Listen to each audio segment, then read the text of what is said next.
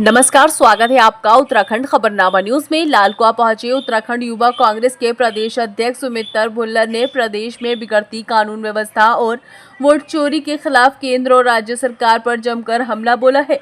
उन्होंने प्रदेश की धामी सरकार को हर मोर्चे पर फेल बताया।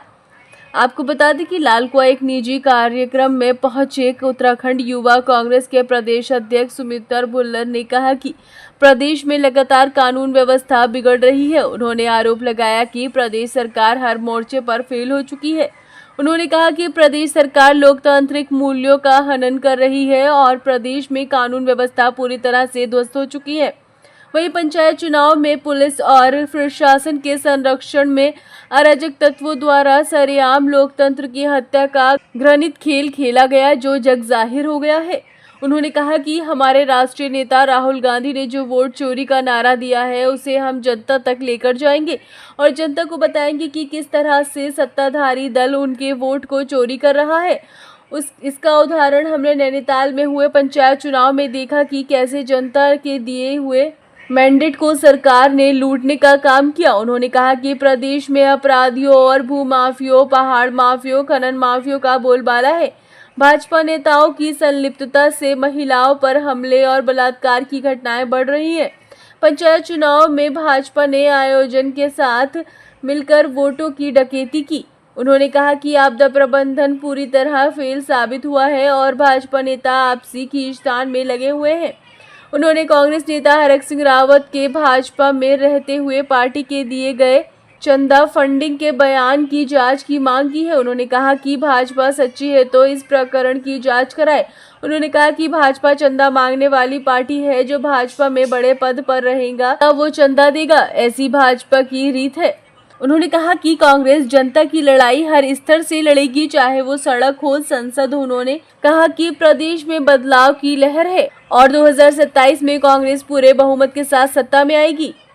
हम तो पहले से ही ये सवाल उठाते आ रहे हैं, लेकिन अभी हालिया कई प्रकरण हुए जिसमें उत्तराखंड की जनता ने सत्ता का, माफिया राज का किस प्रकार खुला नंगा नाच इन्होंने किया है वो देखा है। और इनकी पार्टी के लोग भी जब इस बात को स्वीकार कर रहे हैं तो ये इस बात का प्रमाण है स्वतः कि इस समय सब कुछ सही नहीं चल रहा है, हमारा प्रदेश गलत दिशा में जा रहा है और हम इन माफिया राज को इस प्रदेश में नहीं चलने देंगे। ये गंभीर मामला है, इस प्रकरण की जांच होनी चाहिए। और सबसे बड़ी बात कि जिस व्यक्ति ने आरोप लगाए हरक सिंह जी ने, वो उस समय भारतीय जनता पार्टी में थे और मंत्री थे।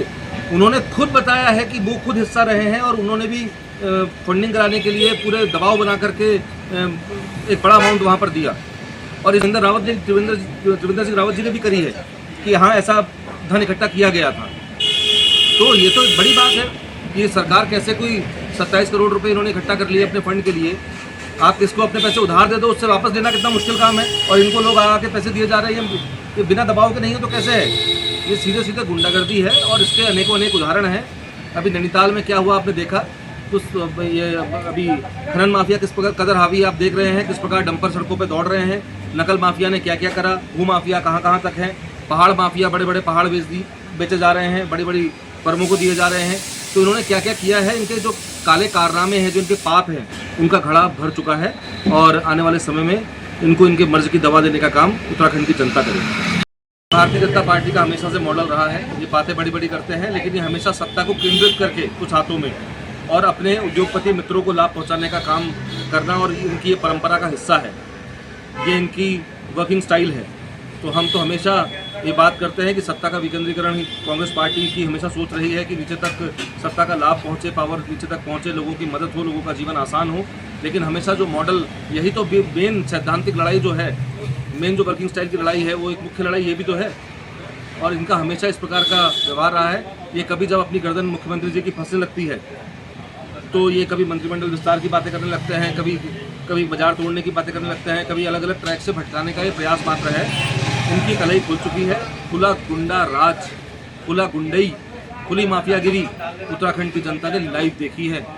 अब ये कुछ भी दीपापोती कर ले, अब इनको जनता माफ करने वाली है नहीं। हर चुनाव अपने आप में एक चुनौती होता है और 2027 का चुनाव अवश्य हम महत्वपूर्ण मानते हैं, क्योंकि इस समय देश में जो बदलाव की बहार जो बह रही है, आप देख रहे होंगे पूरे देश में इनके काले कारनामे खुले हैं। इन्होंने किस प्रकार वोटों को किस प्रकार संविधान का कत्ल करने का काम किया, वोट चोरी करने का काम किया। एक व्यक्ति एक वोट, ये सिद्धांत है हमारे देश की डेमोक्रेसी का, ये हमारे संविधान में लिखा है। अगर आप समझिए, आप एक आकलन करिए अगर सरल भाषा में कि अगर एक व्यक्ति के पास एक वोट है और दूसरे व्यक्ति के पास 4 वोट हैं, उसकी गिनती 4 में हो रही है, तो क्या हम जो समानता का भारत बनाना चाहते हैं वो बन पाएगा? क्या हम जो सामाजिक सौहार्द की बात करते हैं, क्या हम एक समावेशी विकास की बात करते हैं, तो क्या जिसकी हम बात करते हैं, जिसलिए हमारे आज़ादी के स्वतंत्रता संग्राम सेनानियों ने हमें आज़ादी की लड़ाई में अपनी कुर्बानियाँ दी, कैसे दी थी? तो ये हमारा देश, हमारा प्रदेश राह भटक रहा है और हम लोकतंत्र को बचाने का काम करेंगे, संविधान को बचाने का काम करेंगे। और जो इन्होंने वोट चोरी करके देश के चुनावों में इलेक्शन कमीशन के साथ मिल करके जो इलेक्शन को मैनिपुलेट किया है, जो परिणामों को प्रभावित किया है, और ये लोग जो जिस प्रकार इन्होंने वोटर लिस्ट में वोट चोरी करे हैं, उसके साथ साथ जिस प्रकार उत्तराखंड में भी अभी खुला नंगा नाच इन्होंने किया, तो देश की जनता और उत्तराखंड की जनता सब देख रही है और इनका अब विदाई का समय निकट आ चुका है।